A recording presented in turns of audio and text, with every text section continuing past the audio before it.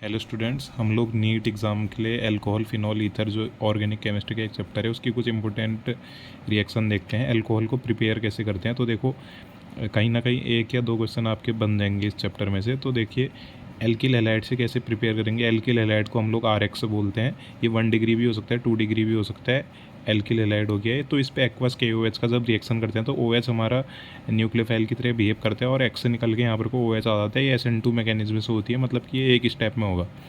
दूसरा हमारे पास होता है RX। अगर एल्किल है 3 डिग्री या 2 डिग्री है तो इसकी वाटर के साथ हम लोग अगर एसिडिफिकेशन करें, वाटर के साथ ट्रीटमेंट करें जनरली, तो कार्बोकेटाइन के थ्रू अल्कोहल बन जाता है SN1 मैकेनिज्म, क्योंकि 2 स्टेप में हुआ है, कार्बोकेटाइन इंटरमीडिएट बन रहे।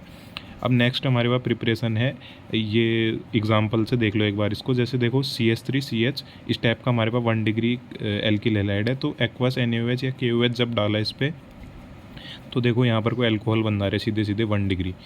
अगर 3 डिग्री एल्किल हैलाइड है तो 3 डिग्री में क्या था, मैंने अभी बताया ऊपर, आपको याद करो, कार्बोकेटाइन बनता है सबसे पहले। तो यहाँ कहीं ना कहीं कार्बोकेटाइन बन रहा होगा स्टेबल, तभी कार्बोकेटाइन बन रहे हैं क्योंकि स्टेबल बनते हैं 3 डिग्री में। तो SN1 मैकेनिज्म से ये हो जा रहा है, ठीक है। SN1 होगी, ये H2O दिया है तो कहीं पे को बेस दिया है तो ये एक्वस NaOH और KOH SN2 रिएक्शन। तो देखो अब हमारे पास 2 डिग्री का केस है। 2 डिग्री के दोनों रास्ते हैं। अगर एक्वस KOH दिया है तो SN2 के थ्रू ये बनेगा, लेकिन अगर वाटर दिया है तो SN1 के थ्रू ये बनेगा। आइसोप्रोपाइल अल्कोहल इसको बोलते हैं, इसको आइसो ग्रुप बोलेंगे अगर हम, तो यहाँ पर को आइसोप्रोपाइल अल्कोहल मैथ प्रोप, ठीक है।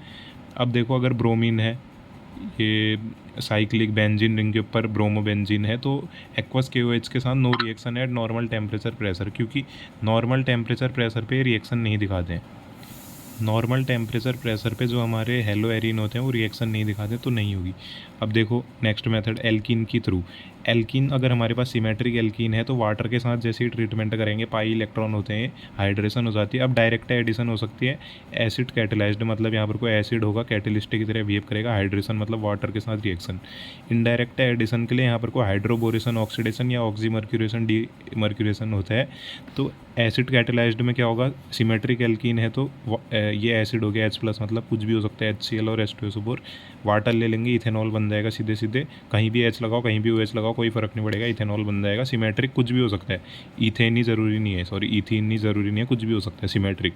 सिमेट्रिक मतलब डबल बॉन्ड के दोनों तरफ इक्वल नंबर के होने चाहिए कार्बन। अनसिमेट्रिक देखो ये तो मार्कोनी-कॉब रूल लगता है, बचपन से पढ़ते हुए आ रहे हैं 11th क्लास से। वाटर अगर एसिडिफिकेशन करेंगे वाटर के साथ, ये एसिड कैटेलाइज्ड हाइड्रेशन, तो 2 डिग्री अल्कोहल बनेगा। अब क्यों बनेगा, क्योंकि मार्कोनी-कॉब का रूल कहते हैं कि हाइड्रोजन वहाँ लगेगा जहाँ हाइड्रोजन ज़्यादा है और OH वहाँ लगेगा जहाँ OH वहाँ लगेगा जहाँ हाइड्रोजन कम है। मार्केट में बहुत सारी डेफिनेशन है, मैंने ये बता दी, बहुत है।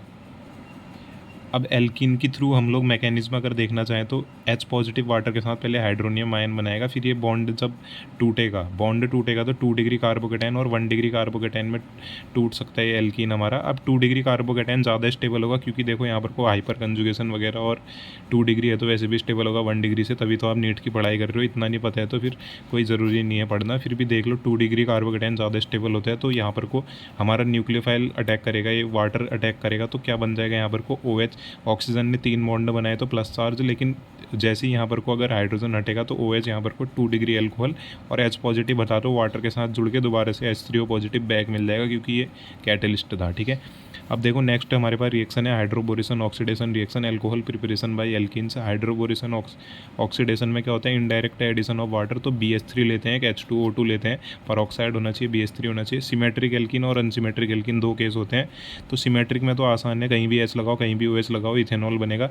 हाइड्रोजन इसमें आता है BH3 से और OH नेगेटिव आता है H2O2 से। अब ये ज़रूरी क्यों है, क्योंकि वो भी हो सकता है हाइड्रोजन के आइसोटोप भी, तब मैं बता रहा हूँ कि BH3 की जगह BD3 BT3 भी हो सकता है हाइड्रोजन के आइसोटोप।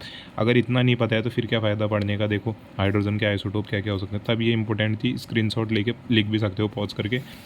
अनसिमेट्रिक एल्कीन में क्या होगा, देखो ये अनसिमेट्रिक एल्कीन है, BH3 के साथ जब रिएक्शन होगी in the presence of peroxide और OH नेगेटिव आयन, तो देखो होता क्या है यहाँ पर को कि हमारा हाइड्रोजन अपोजिट चीज़ें हो जाती है, इसको एंटी मार्कोनी-कॉब रूल बोलते हैं। मार्कोनी-कॉब का जस्ट अपोजिट देखो, मार्कोनी-कॉब होता तो अब मैं एक ट्रिक बता देता हूँ, देखो तुम्हें पता होनी चाहिए वैसे नीट के स्टूडेंट हो। कहीं भी परऑक्साइड BH3 या इस टाइप की चीज़ें दी है ना, एंटी मार्कोनी-कॉब रूल तभी लगेगा। तो देखो एंटी मार्कोनी-कॉब मतलब हाइड्रोजन वहाँ जुड़ेगा जहाँ हाइड्रोजन कम है, एंटी मार्कोनी-कॉब का उल्टा करने। यहाँ OH जुड़ जाएगा। लेकिन मार्कोनिकॉप में जस्ट अपोजिट होता तो 1 डिग्री अल्कोहल बना। मैकेनिज्म ये है, आप लोग देख सकते हो मैकेनिज्म। फिर भी अगर मैं बताऊँ तो मैकेनिज्म कैसे देख सकते हैं, देखो ये हमारे पास BH3 था, पाई इलेक्ट्रॉन ने बोरोन के वैकेंट में यहाँ पर को अटैक करा, तो यहाँ पर से क्या हुआ, हाइड्रोजन यहाँ से इस पे जुड़ा, ठीक है। अब ये बोरोन हमारा इसके साथ जुड़ जाएगा, बोरोन इसके साथ जुड़ा, दोबारा से एल्कीन आई, पाई इलेक्ट्रॉन ने बोरोन के वैकेंट में अटैक करा और ये हाइड्रोजन जो था ये इस वाले CH के साथ जुड़ गया यहाँ पर को, ये पाई बॉन्ड बोरोन के वैकेंट में। तो दोबारा से क्या हो जाएगा, एक और यूनिट जुड़ जाएगी बोरोन के साथ, ये जुड़ गई।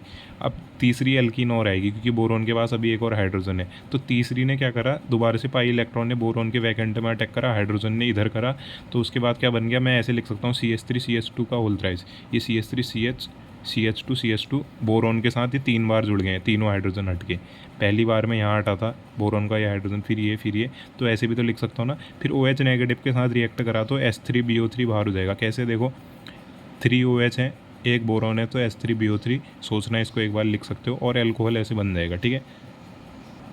तो एक बार समराइज कर देते हैं। देखो preparation of alcohol by alkene, तो एसिड कैटेलाइज्ड में क्या हो रहा था, हमारे पास हाइड्रेशन हो रही थी H पॉजिटिव और H2O। Direct addition of water होता है, अनसिमेट्रिक होती है, मार्कोनिकॉप रूल लगता है। रीअरेंजमेंट हो सकती है, हाइड्राइड शिफ्ट, मिथाइड शिफ्ट और रिंग एक्सपेंशन। ये मिथाइड की स्पेलिंग गलत हो रही है, कमेंट में मत लिख देना। हाइड्रोबोरेशन ऑक्सीडेशन किसको कहते हैं, BH3 आता है जहाँ पर को H2O2 आता है और OH नेगेटिव आता है। इनडायरेक्ट एडिशन ऑफ वाटर होता है, H पॉजिटिव BH3 से मिलता है, OH नेगेटिव H2O2 से मिलता है, पीछे बता जाता है वैसे। अनसिमेट्रिक एल्कीन होगी तो एंटी मार्कोनिकॉप रूल। रीअरेंजमेंट मतलब कि परोक्साइड होना ही चाहिए, कुछ भी हो सकता है, H2O2 ज़रूरी नहीं है, ठीक है। ऑक्सीमर्क्यूरेशन, डीमर्क्यूरेशन में क्या होता है ये तो अभी देख ही नहीं है, लेकिन फिर भी देख लो। मर्क्यूरी होता है, उसका एसीटेट का होल्ड ट्वाइस होता है, NaBH4 होता है, वाटर, इसको OMDM बोलते हैं, oxymercuration, demercuration. Indirect addition of water मतलब कि OH नेगेटिव आएगा हमारे H2O से और NaBH4 से H नेगेटिव आयन आएगा। अब देखो क्या होता है, ये अगर हमारे पास ये एल्कीन है, ठीक है, ये एल्कीन है, तो इस पर अगर H पॉजिटिव H2O अगर डालेंगे तो क्या बनेगा, देखो कहीं ना कहीं ये इस पे क्या बन सकता है, कार्बोकेटाइन बन सकता है। तो देखो OH नेगेटिव ने जब अटैक करा तो हाइड्रोजन यहाँ पर को शिफ्ट कर सकता है क्योंकि ज़्यादा स्टेबल कार्बोकेटाइन बन रहे हैं। सबसे पहले कुछ नहीं करना है, आप लोगों को बॉन्ड तोड़ना है। तो बॉन्ड कुछ इस तरीके से तोड़ेगा, यहाँ पॉजिटिव चार्ज, अब ये हाइड्रोजन यहाँ पर को शिफ्ट करेगा तो ऐसा, फिर OH नेगेटिव 3 डिग्री एल्कोहल बन रहे हैं। ये है हमारे पास हाइड्रोबोरेशन ऑक्सीडेशन। इसमें देखो कौन सा एल्कोहल बन रहा है, मार्कोनिकॉप रूल लग रहा है तो 1 डिग्री अल्कोहल बन रहा है। लेकिन अगर एंटी मार्कोनिकॉप रूल लगता तो क्या बनता है, इस पर हमारा यहाँ पर को बनता दूसरा अल्कोहल। तो देखो क्या बनेगा अगर मार्कोनिकॉप रूल लग रहा है तो, ये हमारे पास एल्कीन था, हाइड्रोजन आएगा जहाँ पर को क्या है, सॉरी ये गलत कर रखे हैं, मेरे को लग रहा है ऐसा, क्योंकि OS तो यहाँ जुड़ा है ना, एंटी मार्कोनिकॉप होना चाहिए यहाँ पर को, ठीक है, एंटी मार्कोनिकॉप होना चाहिए। आप देखना इस पर एक बार, मेरे को एंटी लग रहा है क्योंकि BH3 और H2O2 में तो एंटी मार्कोनिकॉप लगता है ना परोक्साइड में, ठीक है। अब ये हमारे पास ऑक्सीमर्क्यूरेशन, डीमर्क्यूरेशन, इसमें क्या लगता है, मार्कोनिकॉप रूल लगता है। नो रीअरेंजमेंट मतलब कि हमारे पास OH कहाँ जुड़ेगा, इधर, और हाइड्रोजन कहाँ जुड़ेगा, इधर। हाँ ये मार्कोनिकॉप इसमें लगे है, ये सही है, इसमें एंटी मार्कोनिकॉप लगे ना, वही मैं कह रहा हूँ। तो आज की वीडियो के लिए इतना ही, ज़्यादा लंबी वीडियो बन जाएगी, तो मिलते हैं नेक्स्ट वीडियो में। और बहुत ही इंपॉर्टेंट चीज़ थी, आप इसको देखना, यहाँ पर